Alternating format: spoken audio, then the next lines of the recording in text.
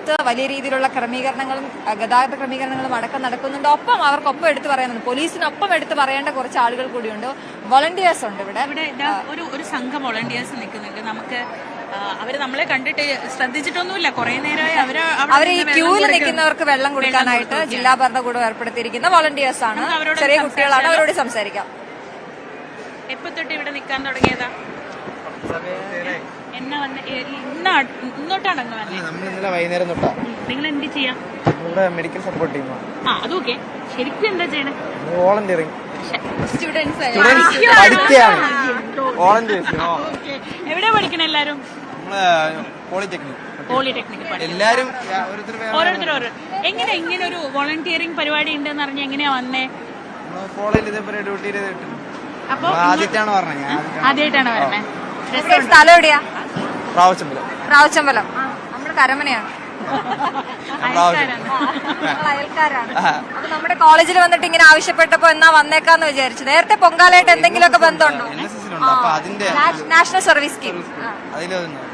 നമ്മുടെ ഒരു സാമൂഹിക സേവനം തുടങ്ങുന്ന അവിടെയാണല്ലോ. മുഖത്ത് പെട്ടെന്നൊരു നാഗവല്ലി തിളക്കം ഞാൻ കാണുന്നു. പഴയ ഒരു NSS കാരിയുടെ തിളക്കം. രക്തദാന ക്യാമ്പ്, അതിലൊക്കെയല്ലേ നമ്മുടെ ഒരു സേവനം തുടങ്ങുന്നത്. അല്ല, അതൊക്കെ ഉണ്ടോ? കോളേജിൽ ഗംഭീരമായിട്ട് പോകുന്ന പരിപാടികളൊക്കെ. നിങ്ങളപ്പോ എത്ര വോളണ്ടിയേഴ്സ് ഉണ്ട്? നമ്മളിപ്പോ ഒരു 100 പേരുണ്ട്. പ്രാതിനിധ്യം ഉണ്ട്, അതുകൊണ്ട് സംസാരിക്കണം. പേര് പറഞ്ഞു. അല്ല. അപ്പൊ നിങ്ങളെ സ്ത്രീകൾ എത്ര പേര്, പെൺപിള്ളേർ എത്ര പേരുണ്ട്? അങ്ങനെയല്ല, ഓരോരോ കോളേജിൽ നിന്നാണ്. കോളേജിൽ നിന്ന് 100 പേരുണ്ട്. അല്ല, ടോട്ടൽ 100 പേര്. നിങ്ങളിപ്പോ എത്ര പേരുണ്ട് കോളേജിൽ? ഞങ്ങളുടെ കോളേജിൽ നിന്ന് 27 പേര്. 27 പേര് എവിടേക്ക്? Women's polytechnic Kaimanam. കൈമനം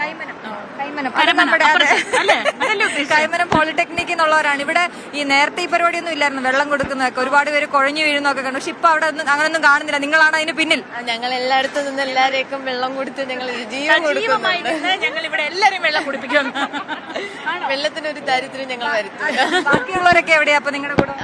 ഓരോരുത്തർക്കും ഓരോ സ്ഥലത്ത് ഡ്യൂട്ടി ഇട്ടിട്ടുണ്ട്. ശരി, എനിക്ക് ഈ ആൺകുട്ടികളോട് ചോദിക്കാനുള്ള എന്താ അറിയോ, നിങ്ങളൊക്കെ നിങ്ങളുടെ ചെറുപ്പം തൊട്ട് ഈ പൊങ്കാലയുമായിട്ട് ബന്ധപ്പെട്ട് എന്തെങ്കിലുമൊക്കെ ഉണ്ടാവുമല്ലോ അല്ലെ? എങ്ങനെയാ നിങ്ങളുടെ പൊങ്കാല മെമ്മറീസ് ഒക്കെ എങ്ങനെയാ?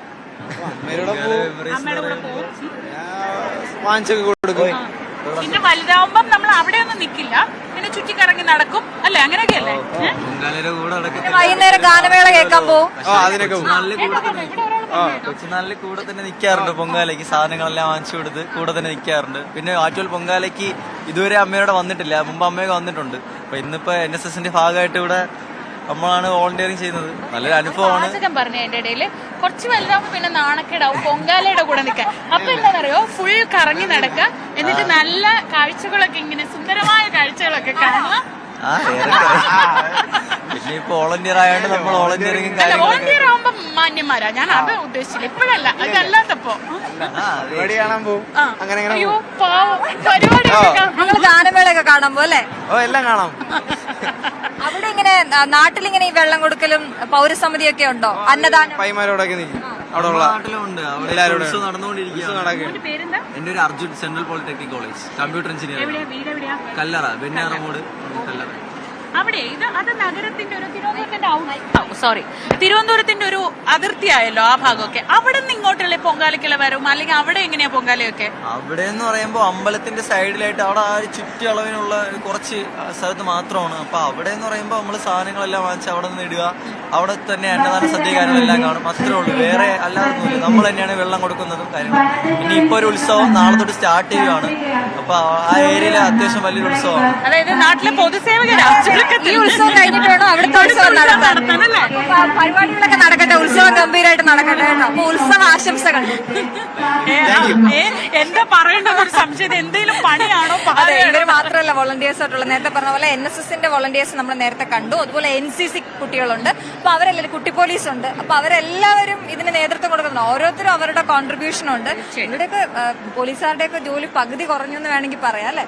അപ്പൊ അവര് നിയന്ത്രിക്കുന്നുണ്ട്. ഒപ്പം ഈ വെള്ളം കൊടുക്കലും കാര്യങ്ങളും ഒരു പ്രധാനപ്പെട്ട. ഇന്നലെ രാവിലെ ഭവ്യ സംസാരിക്കുമ്പോൾ ആളുകളൊക്കെ ഇങ്ങനെ പറഞ്ഞുകൊണ്ടിരുന്നതാണ്, കുറച്ച് വെള്ളം തരാൻ പറയോ, കുറച്ച് വെള്ളം തരാൻ പറയോ എന്ന് പറയുന്നുണ്ടായിരുന്നു. കാരണം എന്താണെന്നറിയോ, ഇത് ഈ ക്യൂ ആരംഭിക്കുന്ന ഏതാണ്ട് ഒരു 1.5-2 കിലോമീറ്റർ പുറത്താണ്.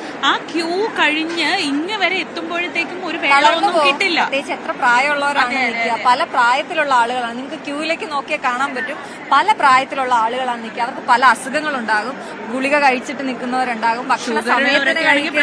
അപ്പൊ അങ്ങനെയൊക്കെ ഉണ്ട്. നമ്മുടെ വീട്ടിലെ അമ്മമാരുടെ ഒക്കെ കാര്യം നമുക്ക് അറിയാവുന്നതാണല്ലോ. അപ്പൊ അങ്ങനെയുള്ളവർക്ക് അവരിന്ന് തളർന്നു പോകാതിരിക്കാൻ വേണ്ടിയിട്ട് വെള്ളം കൊടുക്കാന്ന് പറഞ്ഞാൽ ഇപ്പൊ ഓരോ തവണ കാണുമ്പോഴും ഓക്കെ ഇപ്പൊ ഇത്രയും ഡെവലപ്പ് ആവുന്നുണ്ട് നമ്മൾ, അങ്ങനെ ഒരു പ്രൗഡ് ഫീലിംഗും കൂടി. അതായത് വന്നു പോകുമ്പോ പരമാവധി ബുദ്ധിമുട്ട് കുറച്ച് അങ്ങനെ ആവുമ്പോഴാണല്ലോ ആളുകൾ വീണ്ടും വീണ്ടും വരുന്നത്. അല്ലാതെ വലിയ മോശമായിട്ട് അനുഭവം ഉണ്ടെങ്കിൽ ആരെങ്കിലും തിരിച്ചു വരില്ലല്ലോ. പക്ഷെ നമ്മൾ കാണുന്നത്, നമ്മൾ ഈ സംസാരിക്കുന്ന കേരളത്തിന്റെ പല ഭാഗങ്ങളിലുള്ളവരൊക്കെ പറയുന്ന എണ്ണിയിട്ടില്ല, അത്രയും തവണ വന്നിട്ടുണ്ട്. അതെന്തുകൊണ്ടാന്ന് വെച്ചാൽ ഇവിടെ വന്നു പോകുമ്പോൾ അവർക്ക് കിട്ടുന്ന ഒരു അനുഭവമുണ്ട്. അത് തിരുവനന്തപുരം നഗരം ജനങ്ങൾക്ക് വേണ്ടി ഒരുക്കി വെക്കുന്ന ഒരു അനുഭവമാണ്. പൊങ്കാല എന്ന് പറയുന്നത് ഒരു ഫീലിംഗ്, ഒരു എക്സ്പീരിയൻസ് ആണ്. പൊങ്കാല എന്ന് പറയുന്നത് എനിക്ക് തോന്നുന്ന ഒരു എക്സ്പീരിയൻസ് ആണ്. അത് ഇന്നത്തെ ദിവസം ഇങ്ങനെ നമ്മൾ നഗരത്തിൽ കൂടെ പോകുമ്പോഴേ ഇന്ന് പണ്ഡിതനെന്നോ അല്ലെങ്കിൽ വലിയ ഉദ്യോഗസ്ഥനെന്നോ സാധാരണക്കാരാണെന്നോ സാധാരണ ജോലിക്ക് പോകുന്നവരാണെന്നോ ജോലി ഇല്ലാത്തവരാണെന്നോ ഒരു വ്യത്യാസവും ഇല്ല. എല്ലാവരും ഇരിക്കുന്നത് ഒരേ സ്ഥലത്ത്. ഞാനിപ്പുറത്തിരിക്കും, അപ്പുറത്ത് വേറൊരാളിരിക്കും. അവർ തമ്മിൽ ഏതൊക്കെ തരങ്ങളിൽ സാമൂഹ്യമായും ഒക്കെ എത്ര പറയാറുള്ളൊരു കാര്യമാണ് ശ്രീജ. നമ്മൾ ചിലപ്പോ വീട്ടിൽ നിന്ന് മാറിയാണല്ലോ നമ്മൾ പൊങ്കാല ഇടുന്നത്. അപ്പൊ എന്തെങ്കിലുമൊക്കെ എടുക്കാൻ മറന്നിട്ടുണ്ടാവും. ചിലപ്പോൾ ശർക്കരയുടെ പൊട്ടിച്ചു വെച്ചിട്ടുണ്ടാകും, പക്ഷെ എടുക്കാൻ മറന്നിട്ടുണ്ടാവും. അപ്പുറത്തെ ചേച്ചിയോട് ഇച്ചിരി ശർക്കര തരുമോ എന്ന് ചോദിക്കുന്ന ആ ഒരു കൊടുക്കൽ വാങ്ങലുണ്ടല്ലോ.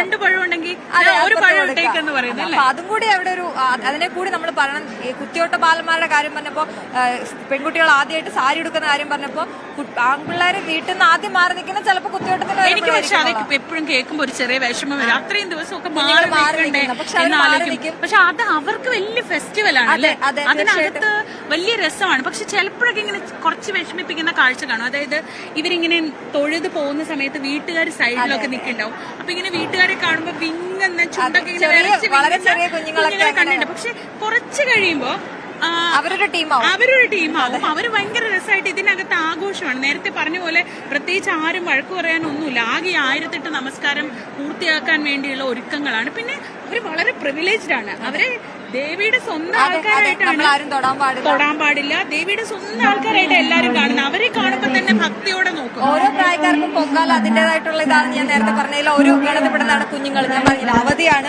വീട്ടിലേക്ക് മറ്റു സ്ഥലങ്ങളിൽ നിന്നുള്ള ബന്ധുക്കൾ വരുന്ന ദിവസമാണ്. അപ്പൊ അതിന്റെ ഒരു എൻജോയ്മെന്റ് അവർക്കുണ്ട്. അച്ഛന്മാരെ അല്ലെങ്കിൽ വീട്ടിലെ പുരുഷന്മാരെ സംബന്ധിച്ചിടത്തോളം എല്ലാ കാര്യങ്ങളും, എല്ലാ തിരക്കുകളും ഒഴിഞ്ഞിട്ട് ബാക്കി അവിടുന്ന് വരുന്ന പുരുഷന്മാരുമായിട്ടിരുന്ന് സംസാരിക്കാൻ വരുന്ന ഒരു അവസരമാണ്. അപ്പൊ രാഷ്ട്രീയവും അത് ആ കാര്യങ്ങളും ഒക്കെ ചർച്ച ചെയ്യുന്ന, വീട്ടിലിരുന്ന് അവരൊന്ന് എൻജോയ് ചെയ്യുന്ന ദിവസം കൂടിയാണ്. പ്രത്യേകിച്ച് സ്ത്രീകളില്ല. അതിന്റെ 2 ദിവസമായിട്ട് അവർക്ക് സ്വൈരം കിട്ടിയിട്ടുണ്ടാവില്ല. അത് വേണം, ഇത് വേണം, അവിടെ അതൊരുക്കണം, ഇതൊരുക്കണം എന്നൊക്കെ പറഞ്ഞ് അങ്ങനെ 2 ദിവസം അവരും തിരക്കിലായിരുന്നിരിക്കും. ആ തിരക്കൊക്കെ ഒഴിഞ്ഞ് പൊങ്കാലയുടെ കല്ല് വെച്ച് അവിടെ കലവും കൂടെ വെച്ച് കഴിഞ്ഞാൽ അവർ കുറച്ച് റിലീവ്ഡ് ആണ്. പിന്നെയുള്ളൊരു 3-4 മണിക്കൂർ അവരുടെ ആവശ്യമില്ല.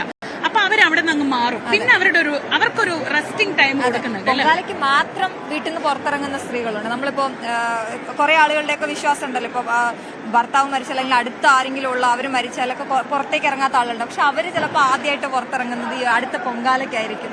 ദൈവമായിട്ട് ബന്ധപ്പെട്ട്, ദേവിയായിട്ട് ബന്ധപ്പെട്ട് കിടക്കുന്ന അമ്മ, നമ്മൾ ആറ്റുകാലമ്മ എന്ന് പറയുമ്പോൾ നമ്മൾ മക്കളെക്കാട്ടിലും അത് അമ്മയെ പോലെയുള്ള അമ്മമാർക്ക് ഈ അമ്മയായിട്ട് ഭയങ്കര കണക്ഷനാണ്. അപ്പൊ ഒരുപാട് അമ്മമാർ അവരുടെ പ്രായം മറന്ന്, അവരുടെ അസുഖങ്ങൾ മറന്ന് വരുന്നത് നമ്മൾ കാണുന്നത്. നമ്മൾ ഇത്രയും നേരം ഈ പൊങ്കാലയുടെ വൈബിനെ കുറിച്ചാണ്, ഇപ്പോഴത്തെ ഭാഷ പറഞ്ഞ പൊങ്കാല വൈബാണ് നമ്മൾ പറഞ്ഞുകൊണ്ടിരുന്നത്. നമുക്ക് പൊങ്കാല ചടങ്ങുകളിലേക്കൊക്കെ വളരെ വിശദമായിട്ട് വരാം. പിന്നെ ഈ പൊങ്കാലയ്ക്ക് എന്തൊക്കെയാ ഒരുക്കുക, എന്താണ് അതിന്റെ പിന്നിലെ, ഒരു ഇടവേള എടുത്താലോ, ഒരു കുഞ്ഞിടവേള എടുത്തിട്ട് ഞങ്ങൾ ഒന്ന് കാഴ്ചയൊക്കെ കണ്ട് നിങ്ങളെ കാണിക്കാൻ, കൂടുതൽ കാഴ്ചകളൊക്കെ ഒന്ന് തപ്പിയിട്ട് വരാം ഇടവേളയിൽ.